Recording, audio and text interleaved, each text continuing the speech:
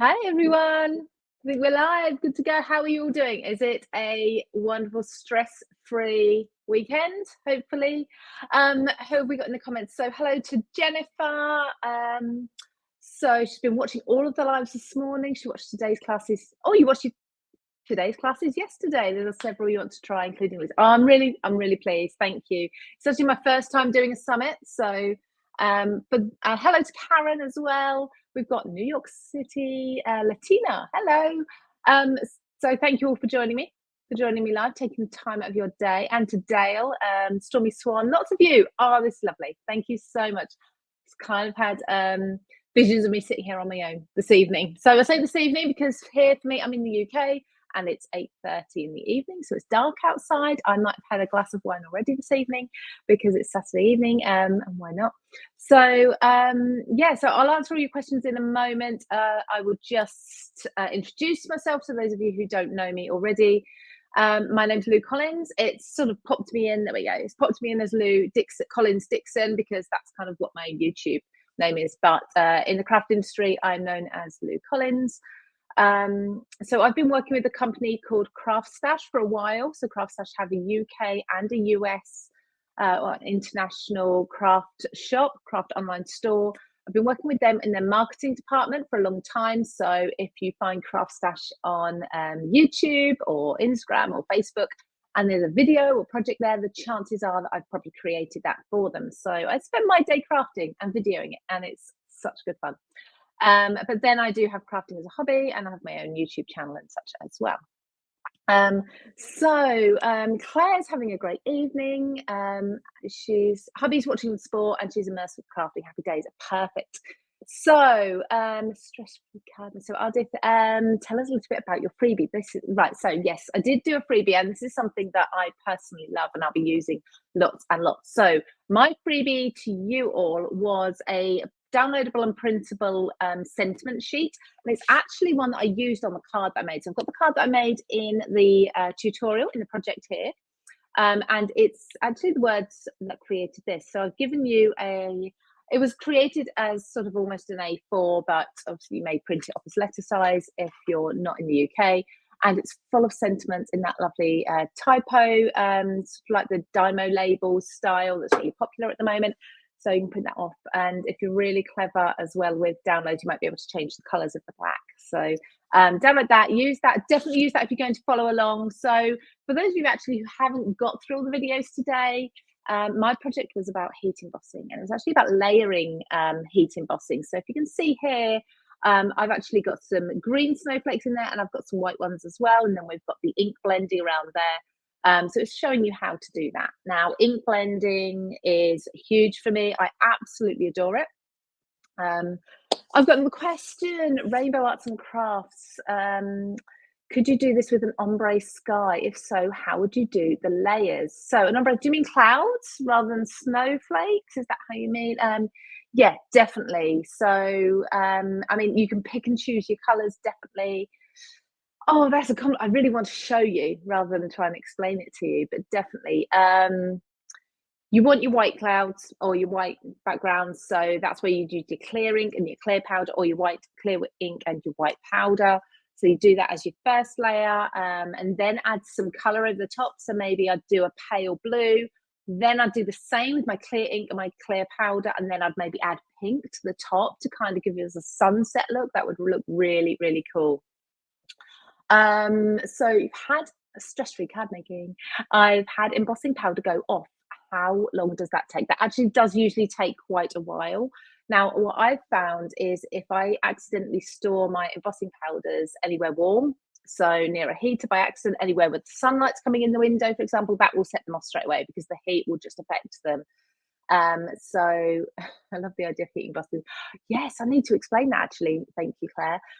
So yeah, so for them to go off, it does take quite a while. But definitely storage is really important to make sure they're ideally in a cool, dark place, know where they're going to get warm. But I've used embossing powders that have been a year or two old. What I tend to do, I tend to go for the smallest possible pots that I can. And then I know that I'm hopefully going to use those up. And I also pretty much stick to clear, white, black, silver, and gold. I've got a bronze and a platinum and that. But the clear, I know that I can then emboss over any colour ink, and I've pretty much got any colour ink that I like. How do you, so Jennifer Crabtree, how do you heat and emboss the second layer without overheating and ruining the first layer? Now, usually the first layer will always heat up again, but embossing powder can be heated and reheated and remelted time and time again. Just keep your heat gun far away, as far away as possible. Alternatively, heat from underneath. So if you're heating from underneath, it will still melt, but you're not getting that direct heat onto the powder. So have a go at that. Jane, hello Jane. What are your favourite colours? It's got to be teal. Look, this is it, teal. Teal, purple, green. You mix the three together, 100% my favourite colours. Linda loved my presentation. Thank you so much, Linda. Oh wow, the question's coming really quickly. I love the peak of your tattoo. Is there any meaning behind it? It's very pretty. Thank you. So I actually get mixed comments on my tattoos. It's a bit of a taboo subject. So I think the one you're meaning is this, and that actually spirals around my arm and it goes all the way up to my shoulder and then round my shoulder over and to my back. It's actually a stamp set that I had made, created and sold by Craft Stash. And it was called, I don't know if you can even view it now because it did sell out. And it was called Floral Script. So I actually hand drew the flowers, created them into a stamp set, and then about a year later, I decided that I wanted a floral piece over my shoulder initially, and I used the same flowers, same images, because that was back when it was sort of the very start of my designing product stage, and I was really proud of the fact that I had this set and it sold out. So yeah, so it kind of has meaning, but I hand drew it all. Do you ever feel pressed to come up with? Oh yes. So Aunt Ali too. Do I ever feel pressed to come up with ideas doing this as a job? 100% all the time. But what I find is the biggest inspiration is chatting to other crafty people. Not necessarily about crafts, but we are all creative minds. So if any of you have heard of a lovely lady called Sam Calcott, her brand is Made to Surprise, but she has a big sort of craft following called Mixed Up Craft. She's like my best craft buddy, and we chat every day, and sometimes ideas just come while we're chatting about things. We're both funny enough. We're both renovating houses at the minute, which is something I need to do. I need to apologize for my background. I don't have the perfect craft studio at the moment. Like I've seen many people, my craft studio is in another room being done sort of as we speak. We've cleared out into my dining room at the moment so I can have this beautiful craft room built. So I'm still in the corner of my dining room at the moment, but yeah, I can't wait for that to be ready and show everybody. Simply Animal Base, what do you think would be a good card making capsule for someone who is just starting out and travels a lot? So like a little kit that you can take anywhere, I guess. Oh wow, that is a really good question. I would definitely want something like card making capsules. I think you'd need to go down to the downloads route. I think you would need to take some digital stamps to colour in and cut out. That would be really good. If you travel a lot, they're absolutely ideal. Basics, think monochrome. Don't worry about your colours too much. Think about black ink. I wouldn't go down the heat embossing route. I think if I was traveling a lot, because you've got to plug it in and things. So I definitely stamps. Yeah. Oh, that's really interesting. I've never thought about that before. Wow, put me on the spot. Best black ink, 100%. Let me see. Actually, I've got two. They're right behind me here. And it depends whether I'm going to be colouring with watercolours or alcohol pens. So I have got here a dye ink and a pigment ink, and I've got my Memento, and my VersaFine Clair. So my Memento is my dye ink, and I love this. So it dries really, really quickly. It stamps beautiful, clear images. I'm just reading the back because I always forget. So yeah, same water based, but I love that one if I'm going to be colouring with alcohol inks. Okay, so then this one, the pigment ink here, VersaFine Clair. If I'm going to be doing anything with watercolour, I use this one because this one's then it takes water once it's dry. So but to be honest, a lot of the time it's what have I got to hand and what is not running out and what's nice and juicy still. How long have I been creating cards, Jane? Okay, so I first started creating cards when my daughter was about 2 years old, and she's now 18. So 16 years ago. And then I first started submitting my projects to magazines here in the UK when I was, oh, I'm not going to tell you how old I was, but when my son, who is now 15, was 6 months old. So I went from card making for quite a few years, just doing it for friends and family, selling my cards as well. So I was getting commissions in and things like that. While my daughter was little, actually, it started when I first was pregnant at home with her, and I was bored, and I found all the bits that I had in a carrier bag from making my first wedding invitations, because me and my mum made them to save some pennies, and I found the ribbon, and it was the mulberry paper at the time. Does anyone remember mulberry paper? Um, yeah, so it was all of those little bits, and I just sort of got it out and started playing. Thought, oh, this is amazing! And I didn't realize it was even a craft. I didn't realize it was a thing then. But I wandered down the shop one day and saw this magazine, and it had lots of cards in. And then I was on holiday one day, a few years later, once I'd had my son, so probably going a year or two later. And it was a wet, rainy caravan weekend or week, and I wanted to go to the shop and see if they had a card making magazine. I'd really got into reading them and wanted some entertainment, but they didn't. But they did have a scrapbooking magazine. And that got me into scrapbooking then. I read that. I loved it. I started taking photos when we actually got out of the caravan, went home after that week, made my first scrapbook page ever. And I actually submitted it to the letters page of a magazine. Like I say, he's 15 now and he was 6 months old then. So 14 and a half years ago. And that got published in the letters page. And from then I just continued to keep submitting things. And yeah, there's so many questions coming in. So lovely to see all of you. Kalinda, can you explain the embossing over the freebie? Yes, sorry, I didn't explain that. So I've got a printer that's not great. It's a general copy paper printer. It doesn't take cardstock. It's okay. It's okay for paper, but it doesn't take the thick cardstock. I can't print onto like your higher weight paper.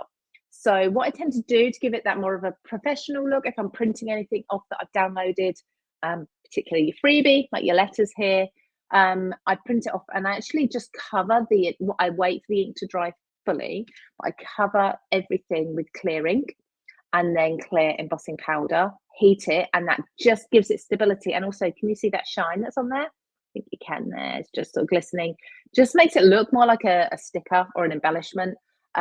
So yeah, and you can even, if you've got like an iridescent or a sparkle embossing powder, you could use that as well. You could ink these too. So you could ink them over with, I'd say, a dye ink, not a pigment ink. So the difference is that the dye in an ink pad soaks into the paper, the pigment sits on top. So if you use a dye ink, if it's a pale color, the black will still show through, but the actual letters will come out colored.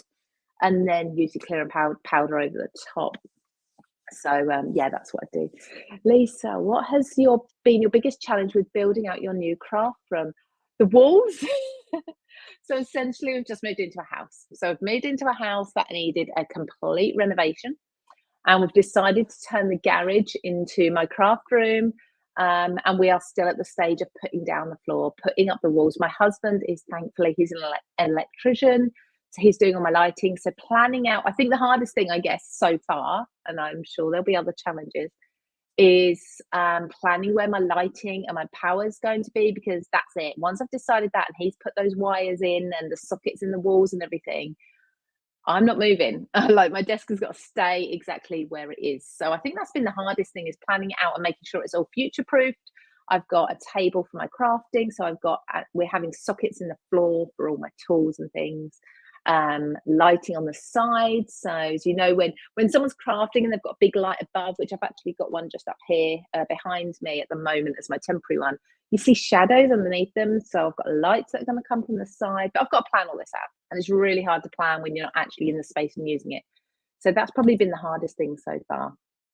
What do I do with my finished cards? So I actually keep them all in a big box, and I hate to part with them, but every time somebody says I need a birthday card, I need an anniversary card, I just find an envelope and I pop them and we use them for friends. But I know one thing I need to get around to, and I've got a massive box, is actually finding seller bags and envelopes to fit everything, and I will take them down the charity shop. But I'm a little bit of a hoarder and I keep them for a really long time, probably much longer than I should. So, and I'm now getting looks from my husband from behind the computer because I said I'm a hoarder, and I can see him looking at me saying, yes, she is. What program do you use to edit your videos for YouTube? Okay, I work on a Mac rather than Windows or a PC, and on a Mac already installed is iMovie, and I use that. It's absolutely brilliant. You can even get the app for your phone if you've got an iPhone. So it's really simple. I have played around with other editing suites and I just find them really complicated and unnecessary. For craft tutorials, all I tend to do is just chop it up. I don't even worry nowadays with transitions or anything like that. I add a little intro and an outro that I filmed a while ago. So that's, yeah, really, really simple stuff. Millie, how long does Distress Oxide ink take to dry? Now that takes longer to dry than pigment ink because of those pigments on top. So this is something that I love. This is all me, Distress inks and Distress Oxides.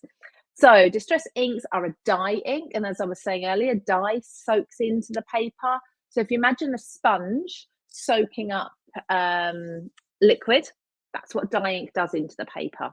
Whereas a Distress Oxide is a mixture of dye that soaks into the paper, but also pigment, which is imagine like a powder, and that would sit on top of the sponge if you were soaking it up. So that pigment is what makes the oxides sort of more opaque, so you can't see through them, which is why I suggested if you want to colour these, use a dye ink because it's not quite as opaque. So it does take longer because those pigments are sitting on the top.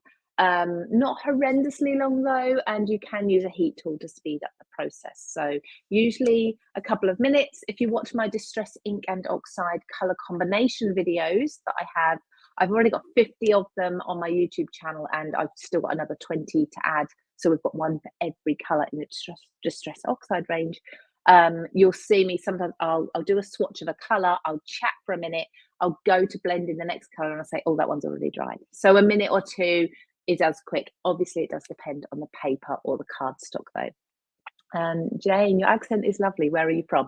So I'm from England, from the UK. I am around about an hour from London, not by car, not too far at all. Thank you. I never considered that my accent's lovely. I feel like a farmer in the UK. Anne, when heat embossing, how do you avoid or eliminate stray specks of powder? Okay, I've tried. You've tried the static pads. Clean it off with detail brush. You can't get it clean. Interesting. I was actually going to say use the static pads. Clean off with a detail paintbrush. I wonder what else you can do, because that is my go-to. Maybe if you've got a go-to paper that you use, maybe try different cardstock that you're stamping onto. Perhaps for some reason that loves the static. I also use like a spoon. Sometimes I didn't do it in this video, I kind of whacked it on, but sometimes I'll use a spoon to be really precise about just getting the powder where I want it and tapping it off little bits at a time. But I also, once I've put the powder on, so I've just tipped it onto here, and I you tap it off, don't you? But then I usually give it a flick like that, and literally anything that's not stuck to ink will off. So that's kind of what I do. So yeah, try that. Try giving it a flick from behind, and that extra bump might get rid of it. Do I have any crafty quirks, things that you like, don't like, or vice versa? Splats. People don't always like the splats. I do them on almost everything, and if I can't do splats, I'll do the random gem placement so they look like ink splats. I do love that. Thank you. There's my YouTube channel there, Lou Collins, or paper crafting with Lou Collins. Thank you. So yeah, ink splatting, not everybody loves it. I very often get a lot of comments on my YouTube channel when I've done that. They're like, oh, that's ruined that, or I loved it until you ruined it with splats. But I think that's just personal preference. I also always sit, well, not in the summer months, but from autumn onwards, I'll sit on a heat pad. If I'm crafting, I just have to sit on a hot water bottle or a heat pad. I don't know why. It's just my comfort thing while I'm crafting as well. No one else knows that. No one else can see that, but that's what I do. So yeah. Margaret, hello. So, what paper do you prefer for ink blending? Now, mine is from my favourite shop, of course, Craft Stash, which is one of the sponsors of the Stress Free Card Making Summit. So, you probably will have seen over the weekend some of the adverts. Unfortunately, you get to see this mug in some of those adverts, but some are just graphics.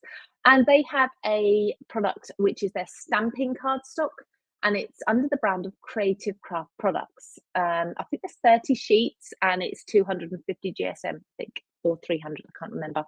It's brilliant because it's really really smooth. Yeah, and it just takes inks. They've also got a watercolor cardstock as well, which is really good at holding wet medium. So if you want to do your ink blending nice and smoothly, they have a watercolor cardstock under the same brand, Creative Craft Products. But this watercolor cardstock isn't bumpy like you'd expect from like cold press watercolor cardstock. It's actually really smooth, so you can do your ink blending nicely, but then you can add your water splats and all your other mediums, and it will hold it really nicely. So they're my two go-tos, both from the same brand, but I love them. Yeah, that's those. Laurie, hello Laurie. Have you used the brush tool filled with powder for anti-static? I haven't, and I want to get one. I still use, here we go, again, Creative, is it Craft Stash or Creative Craft Products? Either way from Craft Stash. I still use the little bag. It's just my go. I've got loads of these laying around. I always keep one, actually.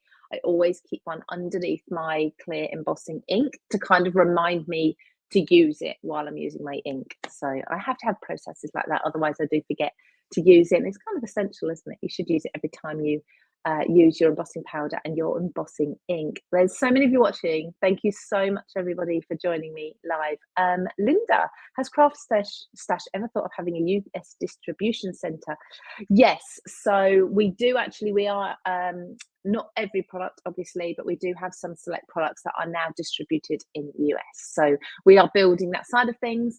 The US website is relatively new compared to the UK one. And we are hugely building up the US side of things. So we're going to start doing US only live. So we'll come out later in the evening for us. So it's more your daytime, US only pricing and things like that. So yeah, we are really working now. We kind of feel like I wouldn't say conquered the UK, but you know, we've got a really big UK following. So we're now stretching out to the US a lot more. So yeah, definitely it's in progress. Do you do any? Oh, I do so many other crafts. It's ridiculous. So I've already mentioned scrapbooking. I love watercolor. I love hand lettering. In fact, I used to be the editor for a hand lettering magazine here in the UK as well. So that was a really amazing experience. But I did 13 months, and then COVID hit, and all our new magazines unfortunately had to stop because people weren't going to the shops and buying them. So yeah, hand lettering, crochet, I did that as well. I have tried knitting, but crochet kind of I found much easier. I've made my own clothes before. You name it, I've probably done it. I know, yeah, I was just reading that Therese. Hello, Therese. Therese often joins my lives because I have a live every Wednesday morning here, which is probably too early for a lot of you if you're in the US. But yeah, I would love it also if Craft Stash were to stock Catherine Pooler inks. 100%, I would love to try them and play with them as well. I will be putting a word in through. Definitely. I would love that too. There's so many comments. I'm so glad Arthur's here to sort of guide me through some of these and tell me which ones to answer. Thank you, Jane, for subscribing as well. Thank you so much, Margaret. Hello to Suzette. Thumbs up on the Q&A. Got it. Oh, thumbs up on the Q&A. Okay, you got it. Let me see. Deborah, just saying hello to everybody. Yeah, last chance. Any more questions? We are at 8:54, so I've got a couple more minutes. So, and I'm just going to have my dessert. I've just had dinner. Like say a glass of wine, maybe one or two, and yeah, time for me to have dessert. Craft Stash have a US one. Oh yes, we do have www.craftstash.us. So yeah, we got that. Just subscribe. Thank you so much. Thank you, Kim. You love my cards as well. And pink waving. Thank you, everybody. Oh, brilliant. Lovely. I think it sounds like we're wrapping it up now. You're very welcome, Cass, as well. Thank you all. It's been wonderful. I hope you're having a fantastic. Yeah, time to wrap up. Um, so Oh, okay, very quickly, Loretta, what do I choose to do on a day off? Walk my dogs and carry on renovating the house because my craft room's never going to get done otherwise. But I am loving the DIY. That's another craft that I do. So, yeah, thank you, everybody. Thank you so much. And enjoy the rest of your weekend. Obviously, I'd love it if you could come and subscribe to my channels. They're all on my bio page. I've seen lots of you subscribing to or following me on Pinterest this evening. My Pinterest notifications have been going crazy. So yeah, you're welcome, Therese. Thank you so much, everybody. Lovely. Thank you.